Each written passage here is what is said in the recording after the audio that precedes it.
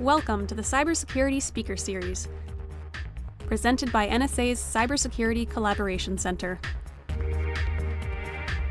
Our mission is to augment and amplify NSA's ability to prevent and eradicate threats to national security systems and the defense industrial base by establishing open, robust, and collaborative relationships across industry and government. Through bidirectional threat intelligence sharing and joint analytic tradecraft development, these partnerships leverage unique talents and capabilities to enhance cybersecurity across the nation. In this series, you'll hear about the work we do here and its real-world applications, bringing these insights to you through some of the top minds at NSA. Welcome to the Speaker Series from NSA's Cybersecurity Collaboration Center. My name is Josiah Dykstra, and I'm a technical fellow here at NSA. In this series, we invite NSA experts to come share their insights and their expertise about the work going on here at NSA. Our topic for today is 5G. And with me are Natalie Pretori, the lead for the Enduring Security Framework, and Martin Goldberg, our lead for 5G standards. Thanks for joining me. Thanks for having us. Thank you. So Martin, I think a lot of people have seen this phrase 5G on television, on their own devices, and so forth. Can you just start by level setting us, what is 5G? Well, for the common consumer, 5G is really how they interact with their smartphone, their ability to stream media or do social media on their phone. But what makes 5G truly special is as an enabler technology for other types of products. So considered like smart cities or intelligent traffic systems. The importance of 5G is it's not a one-size-fits-all types of technology, where previously with 4G, it was only designed really for the user.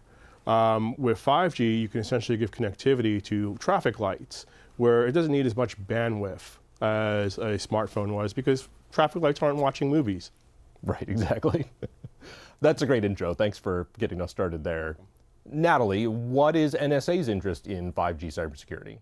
So very simply, 5G security is a critical component of national security. At NSA, we have a robust cybersecurity mission, and so it's a priority that 5G have all of the security baked into it from the very beginning. So in that development, in the deployment, because that's going to ensure our ability to have secure communications. And a lot of people may not know that we're also a combat support agency. So our mission is to ensure the warfighter can accomplish their mission. And you need reliable, trusted, secure communications in order to do that, which makes 5G a priority as part of our combat support mission. Yeah, excellent. Martin, anything else in that area? Sure. So during comparison to 4G, they had this term over-the-top application. So when it came to the DoD's use of 4G, all we really had to focus on was the handset and the application, and essentially ignore the 4G network. With 5G, it actually becomes more part of the application itself. So we have to spend more time actually securing the 5G network. That makes a lot of sense. Given the criticality of cybersecurity everywhere, not only in this very complex ecosystem, or especially here, what are the threats that we're protecting against, either in the devices or in the network themselves? So when we assessed the threats to 5G infrastructure, we bin them into three categories: standards, supply chain, and then the actual infrastructure itself. Now, I'll do a brief introduction to standards because we have our 5G standards lead here with us. But what we're looking at when it comes to standards is, what is the potential influence that adversarial nations could have in the development of long-term security standards in those standards development organizations? And where do we need democratic nations to be active and proactive in the development of those standards so that we're ensuring that long-term security? But then another aspect of it that many may not know is the use of those optional controls that are recommended, so encouraging vendors to take that next step and not just doing what's mandated, but doing those optional security controls that increase our overall protection. Another aspect of it is the supply chain, and 5G is not immune to the myriad of supply chain attacks that are potentially out there. And this is something that is always been of concern to the US government, but obviously continues to be a high priority. And so two areas that we can take for an example there is the potential of acquiring and then using counterfeit parts. Counterfeit parts often mean poor quality. Poor quality could introduce increased risk, and so therefore undermining the security of your networks. Another aspect of it is actually deploying hardware or software that's already been compromised in their development and supply chain. That's why we need our developers focused on security as well, because you could potentially acquire a piece of hardware or software that you're unknowingly deploying into your network that is already compromised, that gives the adversary an outlet to gain malicious access. Now, lastly is the actual infrastructure, and there are a myriad of potential threat vectors when you're looking at the actual infrastructure. And so that could be legacy vulnerabilities, so those vulnerabilities that already exist in 3G and 4G that are then assumed by 5G.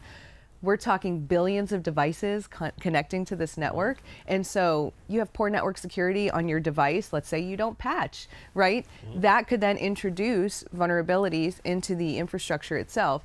But then you can get into those network slicing compromises, which is another component of 5G, or adversary interference and spectrum sharing. And so there's really a wide variety of it, which is why we're placing such an importance on security when it comes to 5G. Yeah, that's a lot of layers of threat and a lot of areas to protect. Absolutely. So Martin, one of those layers obviously is standards. Tell us a little bit about the role that standards play in ensuring cybersecurity for 5G. Sure, but let me start off by explaining what standard development organizations are.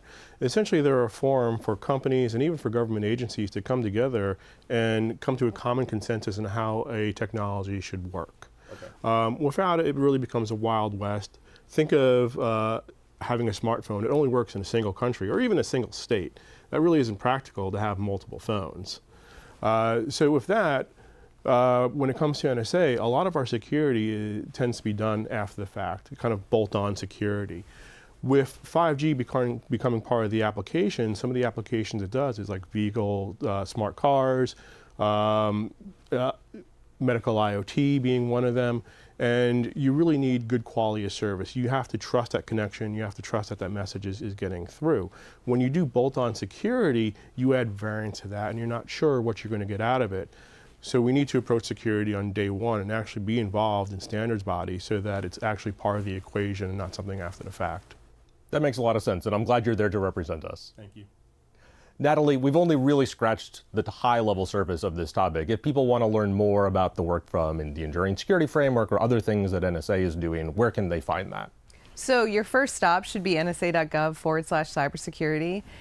The program I run, the Enduring Security Framework, it's a partnership with industry and government where we work together and have been working together for the last few years to develop best practice guidance. So for instance, you can find a paper we issued on potential threat vectors to 5G infrastructure. And if you want to take action, there's actually a 4-part 5G cloud security guidance that we've issued and is available there on that website. Great. Well, thank you both for being here and for shedding a little light on the work that we're doing. Thanks for having us. Thank you. Please be sure to watch NSA's Twitter account @NSA Cyber for the announcement of future episodes. See you next time.